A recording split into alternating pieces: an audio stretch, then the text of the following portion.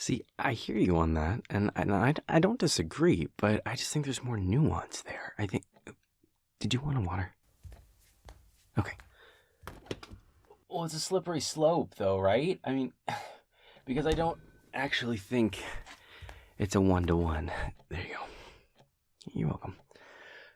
It it's not the exact same, though. At least I don't consider it the exact same.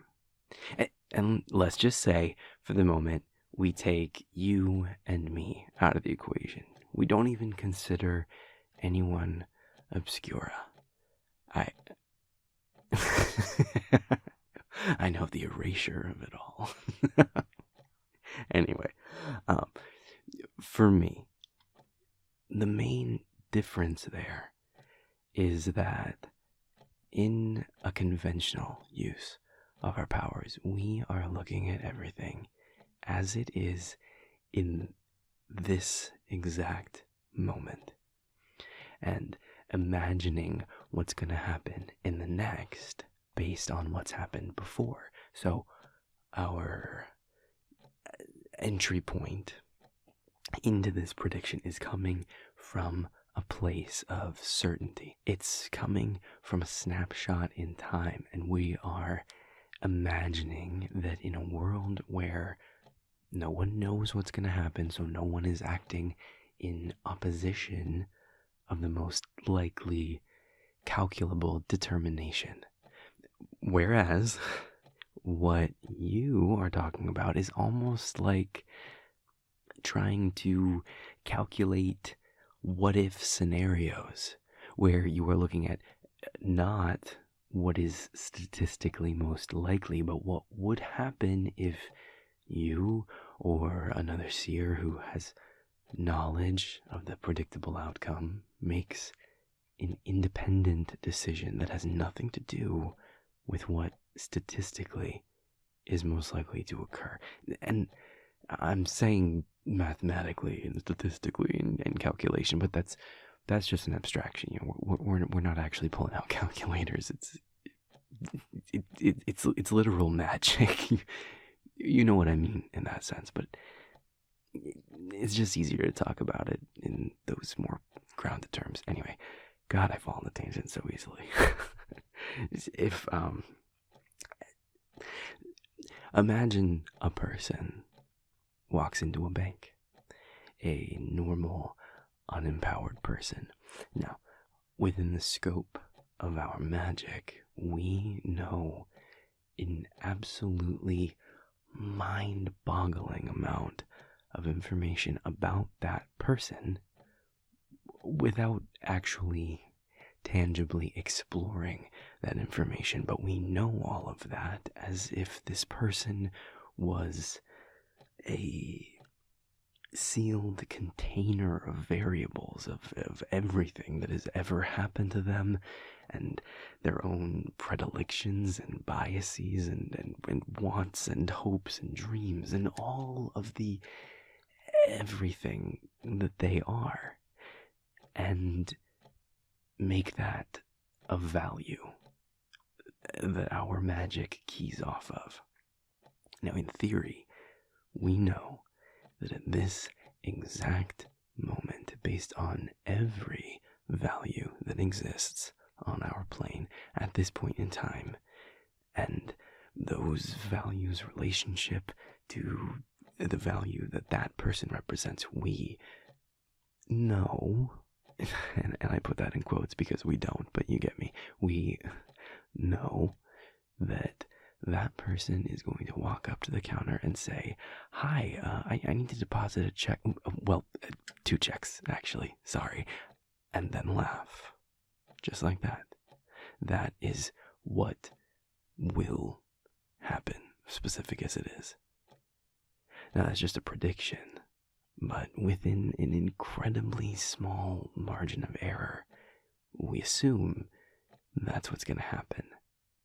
But now, as a seer who knows all that information, who knows what that person would actually say, all things being as they are in this snapshot of time, you want to imagine what would happen if that person somehow said, give me all your money. And now you're having to calculate an alternate reality based on a thing that all values in existence right now indicate would never happen. That is actually a big difference to a prediction of what is going to happen based on everything actually known, or at least it very quickly becomes a big difference to a conventional use of the site. Am I making sense?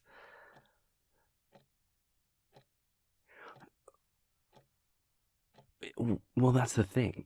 Our powers are based on prediction, on oh my gosh, I love having these talks.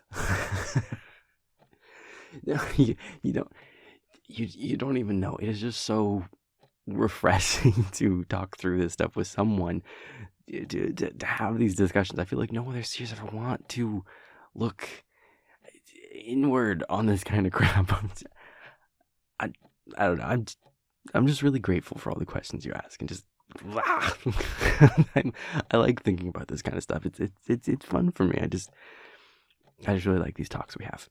Anyway, okay. Where was I?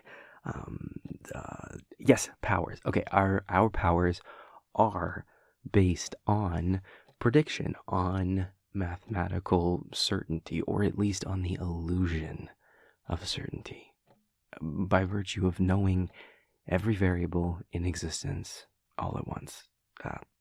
Asterisk.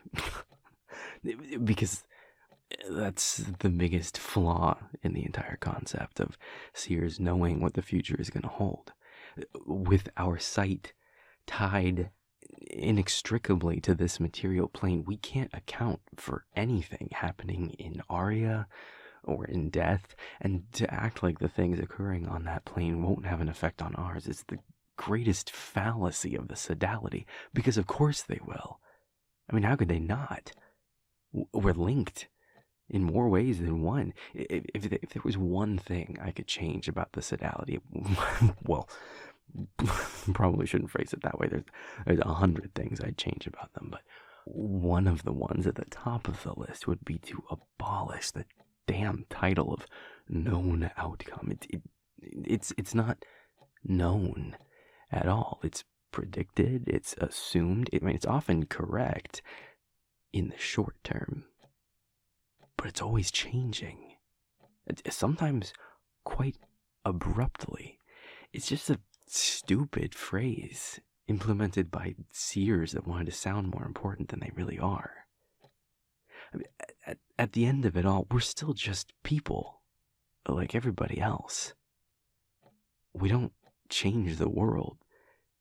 We just predict what it's gonna do. And even then, we get it wrong. And I don't say any of that to try to be morose. But I don't know, I just wish my fellow seers were more realistic about what we're bringing to the table. Focus on the near future and acknowledge the limits of our abilities. And to that end, to circle it all the way back to, before I went on that tangent, a part of acknowledging the limits of our abilities and our let's say, predisposition to a self-important mindset that includes not falling prey to that temptation of using our powers to try to calculate a million what-ifs.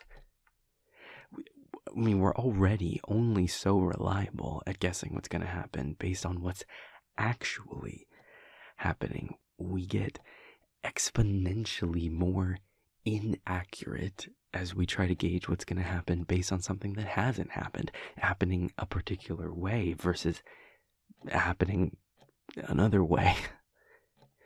I mean, it's not that it's a fruitless goal. That's part of the Sodality's mission statement as well, to help the department determine the outcome of certain decisions of theirs before they make them, and then letting those predictions decide whether or not they will make them, which also is a cyclical mentality that can go real bad or real quick if you're not careful. But it, it's it's it, it's not that it's a bad use of your powers or anything like that. It's just that it has to come with the acknowledgement to yourself that your abilities have limits. I mean, no prediction is going to be perfect, especially not a distant one, and especially not one where you keep modifying the variables without considering their cumulative effects on one another. I mean, life isn't a science experiment, you know? I mean, the changes you try to predict against don't take place in a vacuum. And most self-run projections like that don't take into account the complete minutia of what it is you're imagining to happen. Tone matters. Intention matters. The placement of your hands matter. The pace of your breath matters. The dropping of a leaf matters. And it's hard enough to consider those things when you're looking at what actually is. It's almost impossible when you're imagining an alternate version.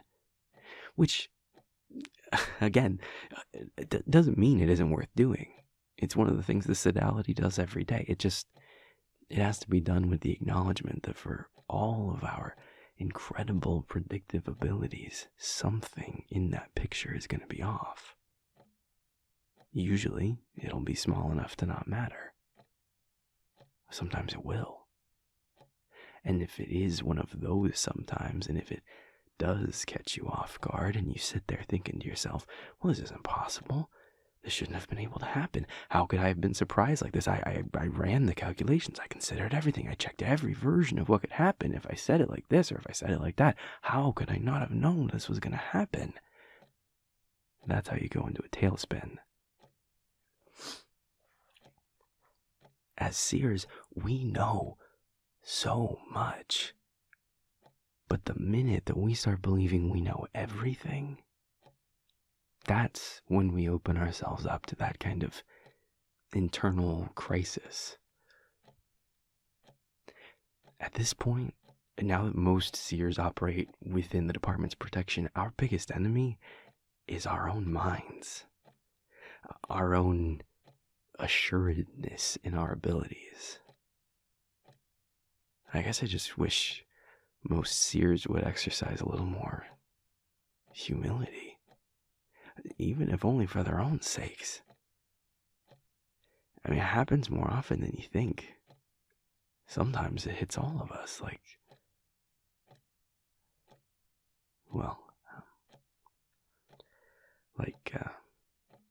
what happened when the inversion hit. No one had predicted that. Not even close. And when that happened, it felt like the entire world shifted out from underneath us. Even and I consider myself to be pretty good at keeping myself humble about the limits of my knowledge. Even I was thrown for an absolute loop that made me doubt the entire fabric of something that big. If we could have our world altered that sharply and have no inkling that it was even a possibility, then what the hell was the point of anything we did? Now, that's a fatalist attitude, and I was able to get myself out of that fairly quickly, but for a lot of other seers, it was paradigm shifting in a way that, well, they still haven't adapted to. A not insignificant amount of seers stepped away from the Sodality in the wake of the inversion, and I can understand why. I hope that they eventually see that we can still do a lot of good even within the limits of our abilities, that even though knowing everything is an impossibility, there's value in knowing some things. But for some of those seers, that was it. We make all these predictions, and for what? To be ignored by the department anyway, because half the time we're considered more of a novelty than actual advisors, to somehow miss 1,500 people dying to miss all those attacks on department containment facilities because the solitaires that planned them did so in Aria outside of our sight. Maybe our powers really don't matter at all. Maybe that's the real Seer's curse. We're all just Cassandras. Our predictions disregarded. But we're one worse. We're not even always correct. Well, this took a turn for the depressing. I'm sorry. No, I mean, well, I mean, it really wasn't the goal. I just, believe it or not, I actually don't see our powers as a curse or as useless or, well, I mean, really as anything but what they are. A prediction engine, which is as useful to the world as you make it. I just want to put good out there. And I'd like to think that I usually do. Does the department always listen? Nope. Am I always right? Nope. But that doesn't mean it isn't worth trying. And that doesn't mean it isn't worth saying something to the department, even if they choose to ignore it. And even if we knew they were going to choose to ignore it when we said it to them in the first place. I'm happy with my life. And I know that's more than a lot of seers can say, so I count myself one of the lucky ones. My advice might not mean much to dump, but if any part of it helps you, then that's a win for me. That's me putting out some of that good. And if me rambling, as I'm prone to do, is actually just a cure for your insomnia, I mean, hey, that still counts as good in my book, too. Hey, how about I buy you some lunch? I mean, it's the least I can do for droning your ear off in response to what should have been a simple question. All right. I know a really nice place up the road, and they run the special for lunch that